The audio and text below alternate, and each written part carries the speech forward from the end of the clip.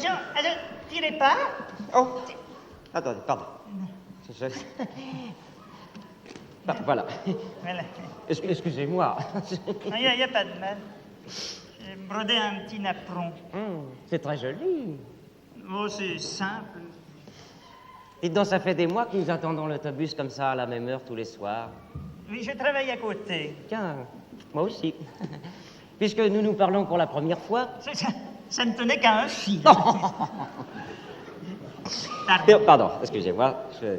Permettez-moi de me présenter, Monsieur Bizouquet. Je suis fonctionnaire au ministère des Erreurs. Mademoiselle Plume. Enchanté. Mais vous avez dit le ministère des Erreurs? Oui, c'est un sous-secrétariat d'État qui est chargé de réparer les erreurs commises par les autres ministères. Ah, il doit y avoir du travail. On est débordés. Toute l'après-midi, j'ai fait la navette entre le musée du Louvre et les affaires culturelles. Figurez-vous que le musée du Louvre avait demandé un camion pour le transport d'un tableau, un Titien, et pour transporter ce Titien, on leur a envoyé une voiture de la Société protectrice des animaux. Et c'est nous qui payons. Eh oui. Vous êtes fonctionnaire, peut-être? Non, je suis dans le journalisme. Oh! Et quel journal? Ici, samedi. Ah. Et quelle rubrique? L'entretien des bureaux. Ah. Ah, dites donc, pour mettre un peu de propreté dans un journal comme ça, c'est pas pour donner à tout le monde. Ah, oui, il y a du travail. Mais c'est intéressant. Oui. Je suis la première informée quand Elisabeth se dispute avec Philippe. Ah. Quand Johnny Hallyday va à la soupe populaire. Ah. Mais vous dans votre ministère... Oui. Hein, oui. Vous devez avoir vu de près M. Léonide. Qui ça? M. Brejnev. Ah, Brejnev? Oh non, moi, personnellement, non. Ah, moi non plus, vous voyez. Je m'étais pourtant massé sur le parcours. Ah bon? Toute seule. J'ai vu que des CRS. Ah. Et encore de dos. Et encore de dos, c'est plus joli que de face. Mais vous avez dû le voir à la télévision, M. Brejnev? Ah oui, je l'ai vu à la télé. Il est bien. Hein? Ah, il est très bien. Il fait un peu mongol. Oui, c'est un mongol fier.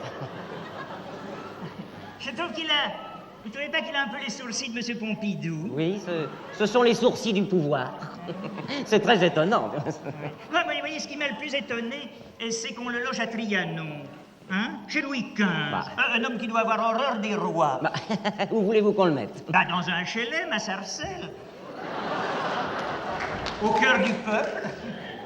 Enfin, je dois dire que c'est une erreur, mais vous savez, les erreurs, il y en a eu de commises. Oui. Quand M. Brejnev a rencontré M. Léon Zitrone dans les couloirs de la télévision, il l'a appelé M. Gros Micro. Ah bah, de toute façon, je crois qu'il a été content de son voyage, M. Brejnev. Oui, il a seulement été déçu de ne plus voir de grève en France quand il est arrivé. Ah, ben c'est vrai, il n'y en a pas dans son pays. Eh non. Ben, vous savez, quand on voyage, ce qu'on aime connaître, ce sont les spécialités locales. Alors pour lui, la France, c'était les grèves, le téléphone qui marche pas. Quand il est arrivé, plus rien, même plus la grève du métro. Ah ben il a eu la grève des médecins. Alors oui, mais ils sont pas qualifiés pour son genre de virus. De virus? Oui. Ah, de virus? Oui. Vous savez, mademoiselle, nous aimons plaisanter dans les ministères. On n'est pas bridés. Oh, à propos de brider, les Chinois. Oui. Vous avez vu cette entrée à l'ONU? Oh, ben ça, fallait s'y attendre. Ignorer 600 millions de Pékin, c'était quand même de la chinoiserie. Quand même, on se demande s'ils mangent à leur faim, tous ces Chinois. Ah oui. Ah oui. Écoutez, en Chine, quelle est la nourriture nationale? C'est le riz. Oui. Et le thé. Oui. Eh bien, depuis l'avènement de Mao, en Chine, le peuple est gavé de thé au riz. Ah, oui. Oh! Ah! Voilà le bus. Pardon, excusez-moi. Pardon. Hop, hop. Merci.